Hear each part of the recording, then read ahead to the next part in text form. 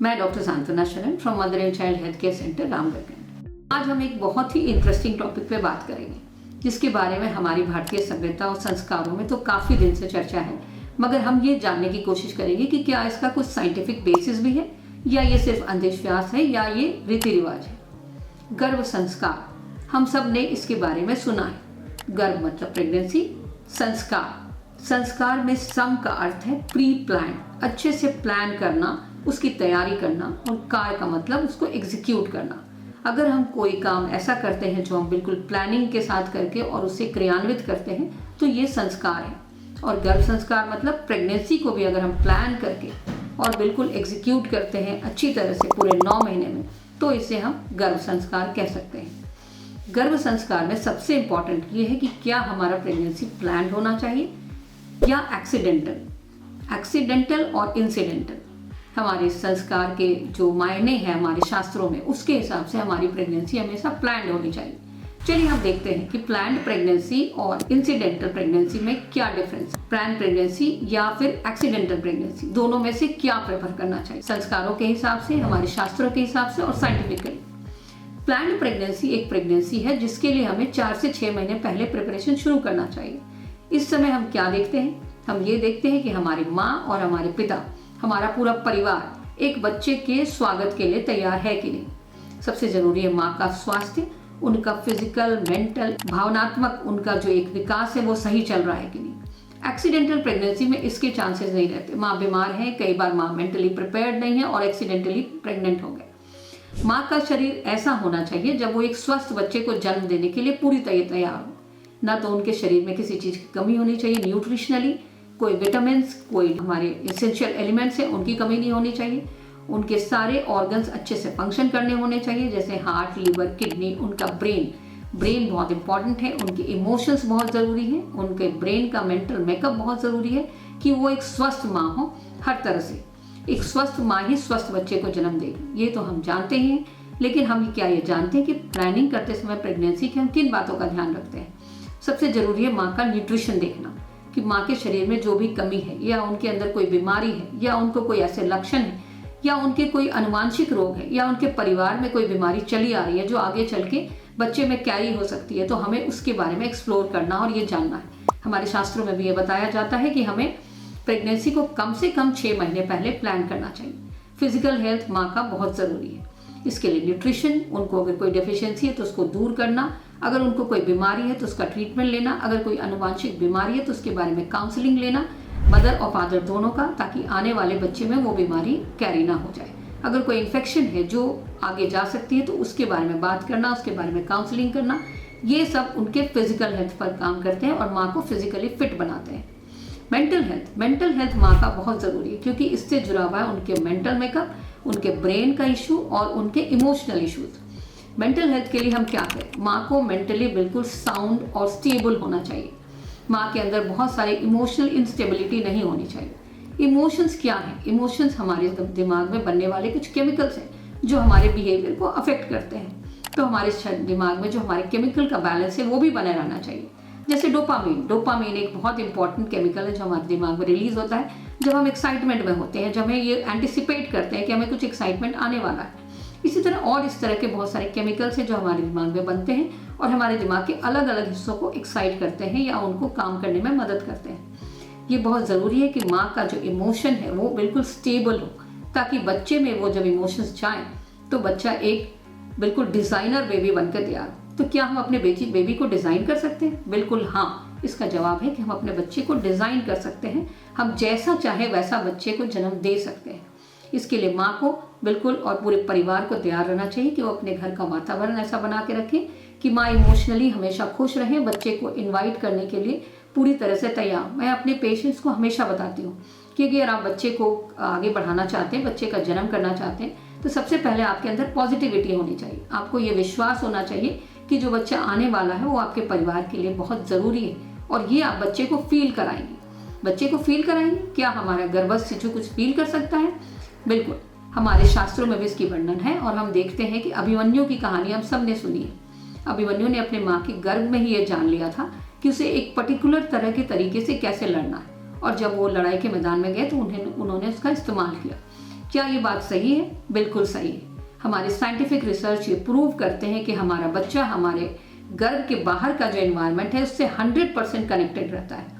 एक खास उम्र के बाद, जनरली सेकेंड ट्राइमेस्टर में, बच्चे के सुनने की ताकत शुरू हो जाती है और बच्चा पूरी तरह से अपनी माँ की आवाज़ को पहचानने लगता है, उस पर रिएक्ट भी करने लगता है। हम कई तरह के टेस्ट कर सकते हैं, अल्ट्रासाउंड करके ये देखते हैं और विश्व के बड़े बड़े लैब्स में, बड़े बड़े सेंटर्स में इस पर रिसर्च होता रहता है और मुझे बहुत इंटरेस्ट आता है जब मैं ये देखती हूँ कि बच्चे को किस तरह से हम बाहर के एनवायरनमेंट से कनेक्ट कर सकते हैं। क्या बच्चा रिस्पॉन्ड करता है टच को? जी बिल्कुल।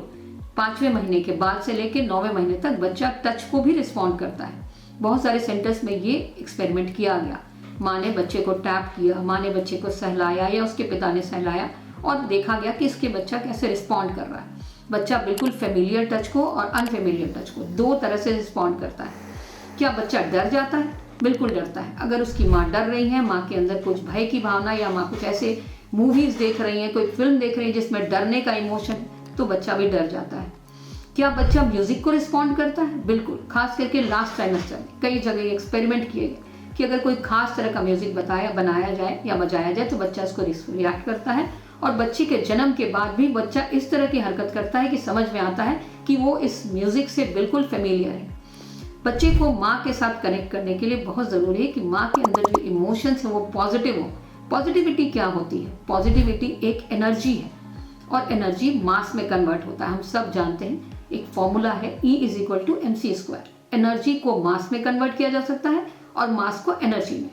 अगर माँ के इमोशंस पॉजिटिव है तो ये सारा का सारा पॉजिटिविटी बच्चे में चला जाता है और एक बच्चे के रूप में जन्म होता है। हम मैनिफेस्ट करते हैं अपनी एनर्जी को, अपनी पॉजिटिविटी को। तो आप बच्चे को डिजाइन कर सकते हैं, जिस तरह के इमोशंस आप उसमें डालना चाहेंगे बच्चा उन्हीं इमोशंस के साथ जन्म लेगा। क्या मंत्रों के जाप से बच्चों को कुछ फायदा होता है?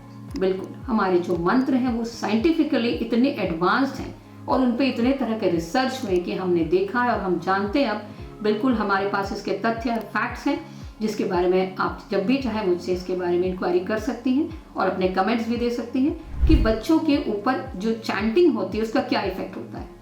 चैंटिंग से माँ के दिमाग के अलग अलग हिस्से को उत्तेजना मिलती है, उस जगह को सेंसिटाइज किया जाता है। हमारे बॉडी के जो दो मेन सिस्टम हैं जिस पे हमारा बॉडी काम करता है, एक सिंपैथेटिक और एक पैरासिम्पैथेटिक। पैरासिम्पैथेटिक हमारा बेसल टोन है, हम जो आराम से रिलैक्स करते हैं, हमारे बॉडी के जो सिस्टम्स चल रहे हैं, हमारा रेगुलर जो काम चल रहा है शरीर का, वो पैरासिम्पैथेटिक है।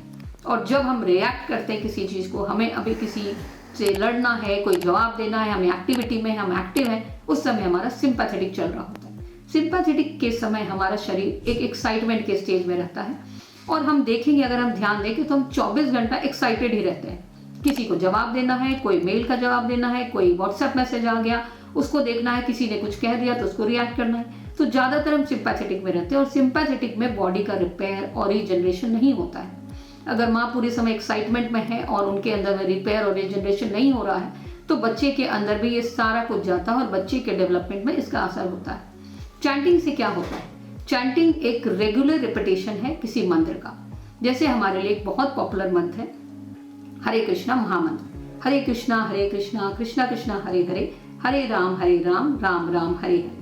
और इसके हमारे इस्कॉन के जो फाउंडर आचार्य हैं श्रीला प्रभुपाद, उन्होंने भी बताया है कि गर्भस्थ शिशु के ऊपर इस मंत्र का कितना अच्छा असर होता है, क्योंकि इस मंत्र से माँ का दिमाग शांत होता है। माँ के अंदर भावना आती है ट्रस्ट और फेथ, उसके अंदर एक भावना आती है ग्रैटिट्यूड की, जिस समय वो भगवान के प्रति अपने आप को समर्पित करती हैं, अपनी सेवाओं को, अपने बच्चे को, अपने भविष्य को, और उससे उनके मन में एक बहुत काम, क्वाइट और निश्चिंतता आती है। ये सारी जो फीलिंग्स है ये पॉजिटिव फीलिंग्स है और ये सारी फीलिंग्स बच्चे में जाती हैं।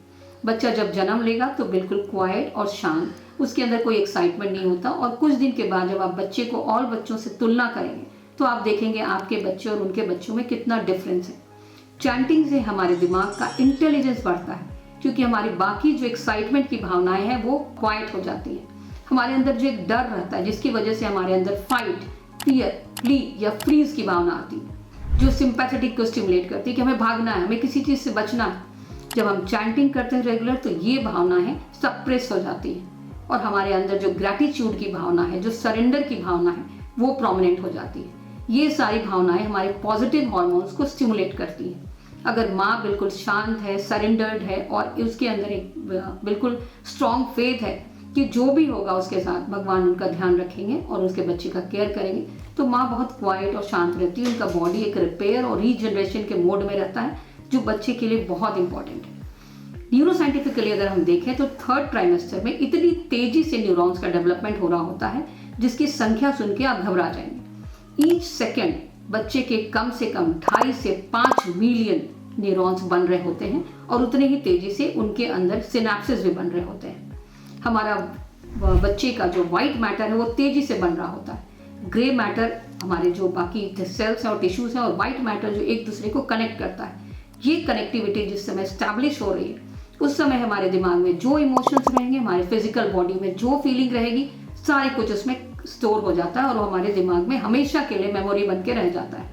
बच्चे के अंदर भी ये सारी भावनाएं चली जाती हैं और जब वो बड़ा होता है तो आप देख सकते हैं कि बच्चा ये सारा कुछ रिप्रेजेंट कर रहा है, अपने जीवन में मैनिफेस्ट कर रहा है। स्मोकिंग से बच्चा कैसे रिएक्ट करता है? स्मोकिंग बच्चे को बिल्कुल पसंद नहीं है।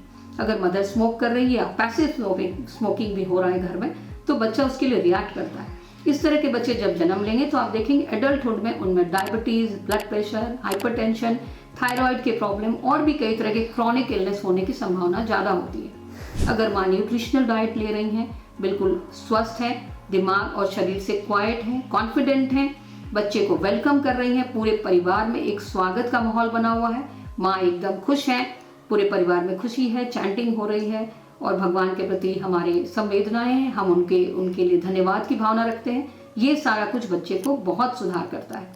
और हम देखेंगे कि हमारे शास्त्रों में भी इनका वर्णन है। गर्भ संस्कार का अलग अलग समय में प्रेगनेंसी के अलग अलग तरह के रीति रिवाज बताए गए हैं। इन सब के कहने का कारण ये है कि अगर हम अपने बच्चे को स्वस्थ जन्म देना चाहते हैं और हम अपने बच्चे को डिज़ाइन करना चाहते हैं, अगर हम बच्चे को क्राफ्ट करना चाहते हैं, हम चाहते हैं कि मेरे घर में एक ऐसा बच्चा है जो मेरी इच्छा के अनुसार आए, जो समाज के लिए एक पॉजिटिव वाइब लेकर आए, जो समाज के लिए एक इम्पॉर्टेंट पर्सनैलिटी बने, तो हमें गर्भ से पहले ही, बच्चे के जन्म लेने के 6 महीने पहले इसकी तैयारी शुरू कर देनी चाहिए।